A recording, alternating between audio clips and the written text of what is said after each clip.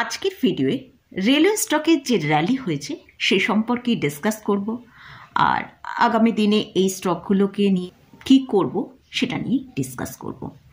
তো ভিডিওটা খুবই ইম্পর্ট্যান্ট একটা ভিডিও, তো একটু কেয়ারফুলি আপনারা এই ভিডিওটা নেবেন, কারণ এই ভিডিওটা থেকে কিন্তু আমি অনেক কিছুই বলতে চাইছি। সেটা যদি আপনারা একটু ভালো করে পুরো ভিডিওটা দেখেন তাহলে বুঝতে পারবেন। তাহলে ভিডিওটা শুরু করা যাক। আমি নিরুপমা শেয়ার শেখো চ্যানেলের পক্ষ থেকে সকল বন্ধুদের স্বাগত জানাই। তো চ্যানেলটা যদি সাবস্ক্রাইব না করে থাকেন তাহলে অবশ্যই চ্যানেলটা সাবস্ক্রাইব করে নেবেন আর পাশে থাকা বেল আইকনটা প্রেস করে রাখবেন। আমি ভিডিও আপলোড করার সাথে সাথে আপনাদের কাছে ভিডিওটা পৌঁছে যাবে। আমরা রেলওয়ে স্টকের মধ্যে বিগত এক বছরে একটা খুব ভালো র্যালি দেখতে পেয়েছি। তো রেলওয়ে স্টকগুলো মোটামুটি পিএসইউ স্টক। তো এই স্টকগুলোর মধ্যে যে র্যালিটা আমরা দেখেছি সেটা কিন্তু বিগত এই এক বছরের মধ্যেই দেখেছি।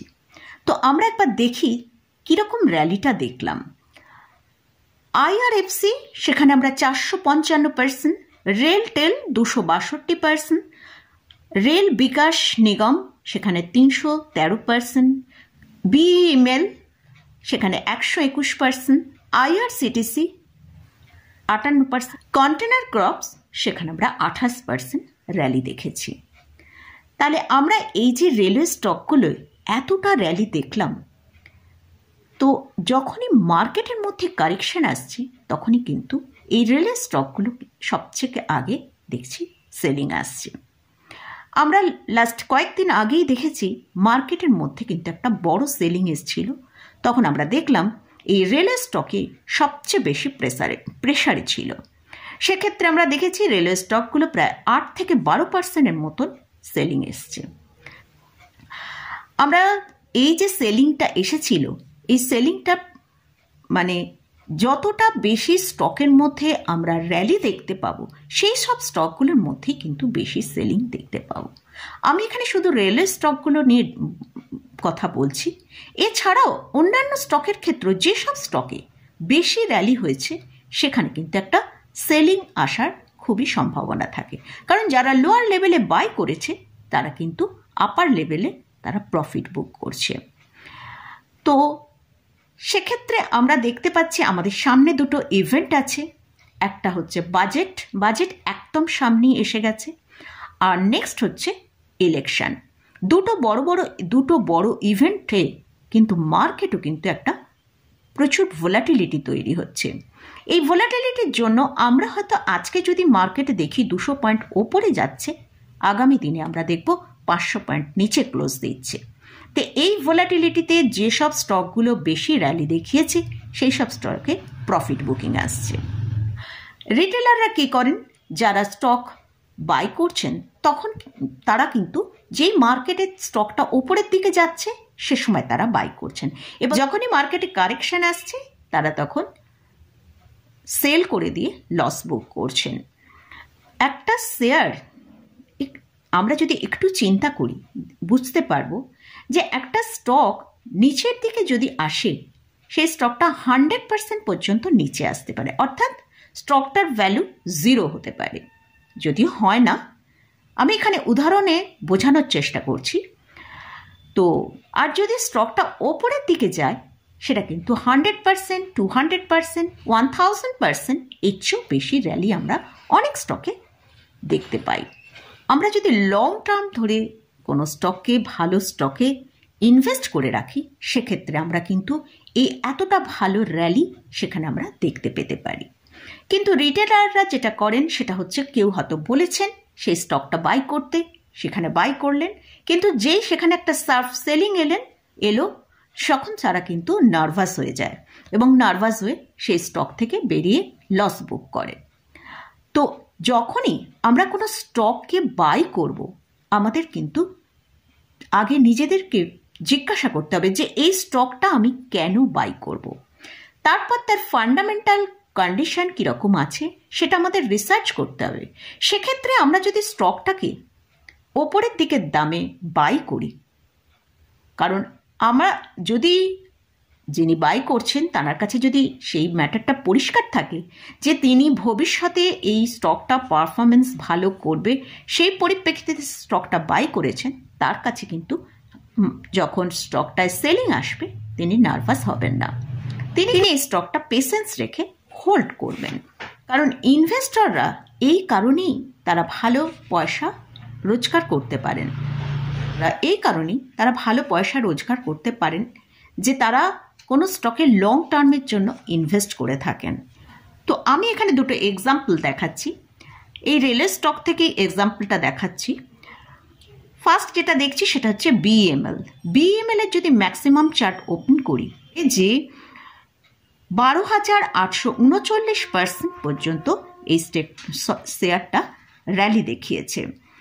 আর কন্টেনার কর্পসেও যদি দেখি সেখানে 5,581% এই শেয়ারটা রিটার্ন দিয়েছে।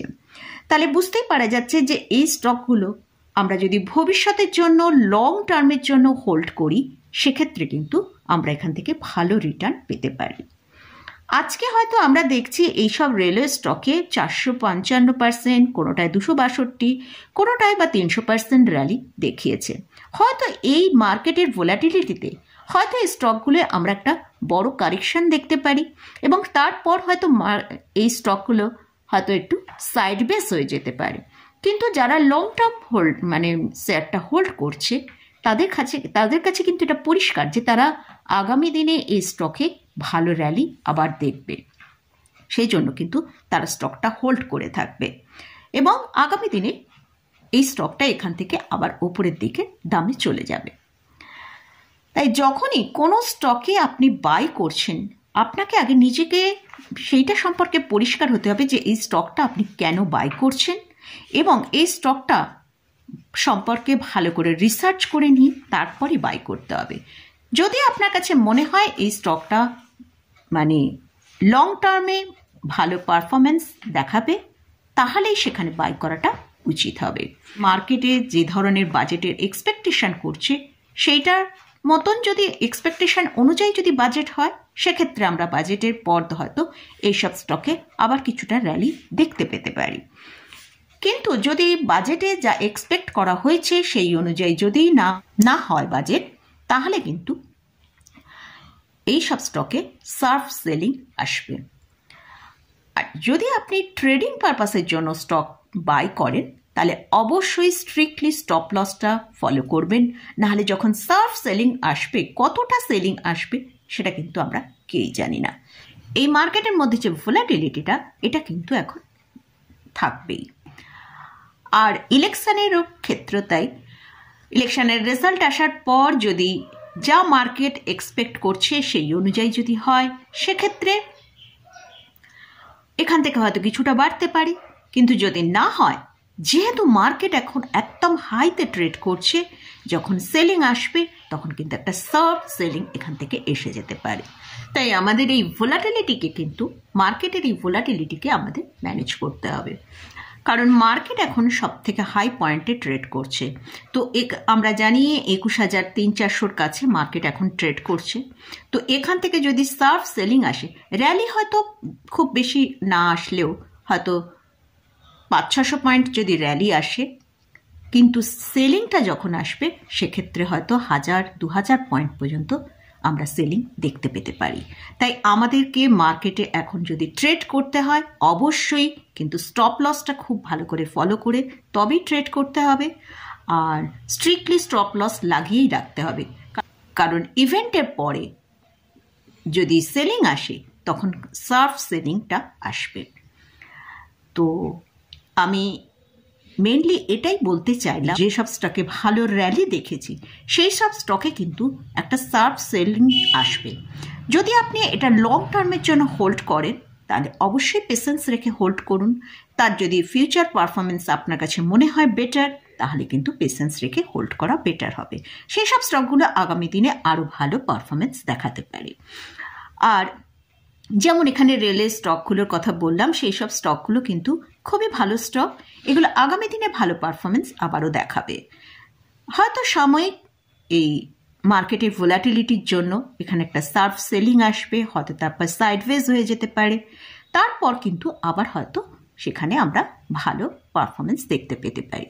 অর্থাৎ লং টার্ম পার্সপেক্টিভসে আপনি যদি হোল্ড করতে পারেন তাহলে কিন্তু খুবই ভালো।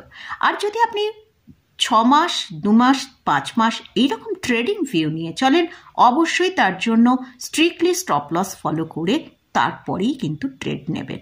কারণ সার্ভ সেলিং যখন আসবে তখন কত পার্সেন্ট সেলিং হবে সেটা কিন্তু আমরা কেউই বলতে পারবো না।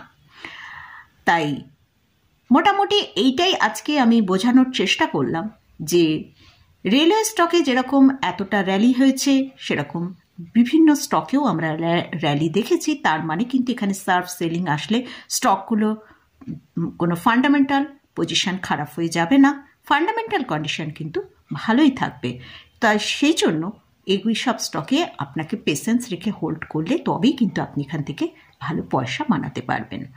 আর যদি আপনি অনেক উঁচু দামে কিনে থাকেন এবং সেখানে হয়তো আপনি যেই সেলিং এলো সেখানে আপনি নার্ভাস হয়ে গেলেন, অবশ্যই ট্রেডিং পারপাসে যদি কিনে থাকেন সেখানে স্টপ লস লাগিয়ে রাখবেন।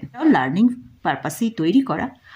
আর আমি আমার পয়েন্ট অফ ভিউ থেকে যেটা মনে হলো, মার্কেটের এই দুটো বড় বড় ইভেন্ট থাকার ফলে মার্কেটে যে এই ভোলাটিলিটিটা আছে, সেক্ষেত্রে আমরা যেসব স্টকে ভালো র্যালি দেখেছি সেই সব স্টকে কিন্তু একটা সার্ভ সেলিং আসার সম্ভাবনা আছে, সেইটা নিয়েই ডিসকাস করলাম। তো আর মার্কেটে আমরা এখন একদম হাই পিকে ট্রেড করছি, মার্কেটেও যদি সেলিং আসে সেক্ষেত্রেও কিন্তু একটা সার্ভ সেলিং আসবে বলে আমার মনে হয়। মোটামুটি আজকের মতন ভিডিওটা এখানেই শেষ করছি। তো ভিডিওটা যদি আপনাদের ভালো লাগে অবশ্যই লাইক করবেন, শেয়ার করবেন, সাবস্ক্রাইব করবেন। ধন্যবাদ।